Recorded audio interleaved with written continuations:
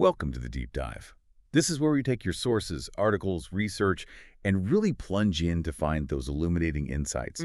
Today we've got Genesis 12, specifically verses 10 through 15. And it's quite the scene. It really is. You brought us this text, and it's packed with drama, irony, just raw humanity, really. We're looking at fear, self-preservation, and someone struggling to trust, even after getting a massive promise. And the Hebrew itself, the original language, it just weaves through this story in such a fascinating way. It's not just reporting facts. The word choices bring Abram's internal state, his pressures, right to the surface. It gives us layers of insight into faith under, immense pressure. Yeah, I'm excited to unpack this. There are some surprising connections here, maybe some aha moments hidden in how the story is told. So should we jump right into Abram's situation? Let's do it. Okay, so it starts immediately with a crisis, right after Abram gets this huge promise from God about land, descendants, blessings. Verse 10 hits us with, there was a famine in the land. So Abram went down to Egypt. Yeah. That contrast is just stark. Promise, then bam, scarcity, desperation, almost. It is stark, and those Hebrew words are key. First, famine roan. This isn't just, a bad harvest. This is serious, a potentially life-threatening condition driving people from their homes. Right, an existential threat. Exactly, right there in the promised land. And then the verb, wayered, he went down. This is so much more than just traveling south. Okay, so it's not just about elevation or direction on a map. Not at all. That verb, wayered, it echoes throughout Genesis and Exodus. It's the same verb used later when Jacob and his whole family, the nation of Israel in its infancy, go down to Egypt because of another famine during Joseph's time. Okay. So Abram's personal journey. It's like the preview. It's absolutely a foreshadowing. His individual choice, driven by fear and this famine, it kind of sets a pattern. It anticipates the nation's later descent into Egypt, which, eventually leads to slavery. It suggests how personal failures or fear-based decisions can have these huge long-term echoes. Abram's going down here is a miniature version of a major national narrative. Wow, that adds a whole different layer. Yeah. So this famine, combined with his decision to go down, it immediately throws his faith into question, doesn't it? He has the promise, but reality looks like starvation. What a test. It really is, and it makes you think, doesn't it? How often do we get some kind of promise or maybe start something new with high hopes and then, boom, we face our own kind of famine? Yeah. An unexpected challenge that just tests that initial commitment, forces choices, maybe not the ones we'd ideally make. And as they get closer to Egypt, Abram's descent isn't just geographical. Verse 11 shows him spiraling internally into fear and, this is a really questionable plan. Yes, exactly.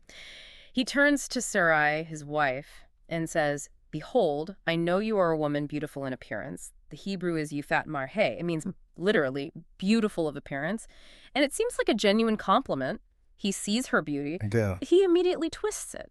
That very beauty becomes the reason for this, frankly, awful plan. It's completely self-serving. It's like the opposite of trust, right? Yeah. Instead of thinking, God gave us this promise, maybe her beauty is part of how he'll protect us, he thinks. Her beauty puts me in danger, so let's lie. He takes control, but at her expense. And the way he asks her, it adds this chilling sort of layer. His words are imrnauti, which is, say, please, you are my sister. Please, he says, please. He uses na, that little Hebrew particle indicating politeness or urging. Please say you're my sister. It's this bizarrely polite request for her to participate in a dangerous, morally fraught deception. It almost makes it worse somehow. Suggests he knows it's wrong, maybe, but he asks anyway. I mean, this is Abram, exalted father. But here he's acting like a scared husband trying to save his own skin. Yeah. Not very exalted, not very fatherly, certainly not protective. It's quite unheroic. And verse 13 lays his motive bare. It's incredibly honest, actually. He says, "Say this so that it may go well with me, Yadavli, because of you, and so that my life will be spared, we'athanapshi, on your account." Wow. It's all about him. So I will be okay. Not so we will be okay or so you'll be safe. Precisely. Yatavli, it may go well with me. We'athanapshi, my life soul will live. His focus is entirely, transparently on self-preservation. It's a raw confession of fear trumping responsibility. Man, this really makes you grapple with things. What happens when fear takes over? How does it affect our choices, especially towards people we're supposed to care for, protect? Such a human moment, even if it's uncomfortable to watch. We can probably all relate on some level, unfortunately. And the plan? Well, it backfires spectacularly. Or rather, it works exactly as Abram feared, but the consequences of the lie are immediate. Verses 14 and 15 are swift. They get to Egypt. And instantly, the Egyptians notice Sarai. The Hebrew says, "We'er-u," they saw, and then "Wehalulu shathalpar," they praised her to Pharaoh. Praise her. So it wasn't just noticing, oh, she's beautiful. It became like gossip, official notice. Exactly. Her beauty becomes a topic of conversation right up to the highest level, the royal court, just as Abram anticipated. But his lie means Sarai has no protection, no agency. And the narrative is so stark here. No judgment, just facts. They took her into Pharaoh's house. Chilling. It is chilling because Abram's deception made her vulnerable. And here's the crucial unspoken tension for anyone who knows the bigger story. God's whole promise, the great nation, the blessing to the world, it's supposed to come through Abram and Sarai. Right, they're descendants. Yes. But now Sarai, the designated mother of this promised line, is in another man's harem. This isn't just awkward. It's a direct threat to the entire covenant. The family line, the divine promise itself, is now in jeopardy because of Abram's fear-driven shortcut. So the threats just keep piling up. Starts with famine, physical survival. That leads to fear, a crisis of faith. Fear leads to deceit. And deceit leads to this Pharaoh's house, potentially disrupting the entire divine plan. Human choices really created a mess here. A huge mess. And the language paints that picture. Abram, wayward, goes down into Egypt away from the promise, and Sarai gets taken up into Pharaoh's house, a physical elevation, but she's trapped. That contrast, down and up, it visually shows the promise slipping away. The crisis escalates from physical need to this profound spiritual and existential threat to the covenant itself. It really forces you to think, how do our own choices, especially the ones made out of fear, have those ripple effects? Yeah. Impacting bigger things, future plans, the people around us, often in ways we don't foresee. Unintended consequences. It's humbling, really. Seeing Abram, this figure we call the father of faith, shown with such significant flaws right near the start of his story, the text doesn't try to make him look good here at all. No, it's remarkably honest. And, like we saw, the Hebrew really highlights those flaws, that wayward, the going down, that slightly manipulative imrina, the police say. It just lays bare his insecurity, his calculation. And you know what? I actually find that realism helpful. It makes Abram so much more relatable. His faith journey wasn't perfect from day one. He messed up. He was scared. He was human. Right. It shows he was still learning to trust God even after that big call. It makes his later faithfulness, when it develops, feel more earned, maybe.